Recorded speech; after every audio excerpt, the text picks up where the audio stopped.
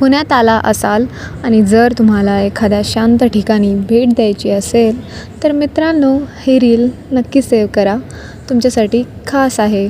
पुण्यातील JM रोडवर असलेली 1300 वर्षे जुनी पाताळेश्वर लेणी तुम्ही नक्की पाहिली पाहिजे. हे मंदिर जमिनीखाली खोदून बनवलेले असल्यामुळे याला पाताळेश्वर लेणी असे नाव दिले गेले आहे.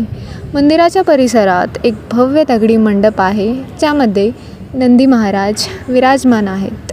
या मंदिराच्या आत महादेवाचे सुंदर असे शिवलिंग आहे.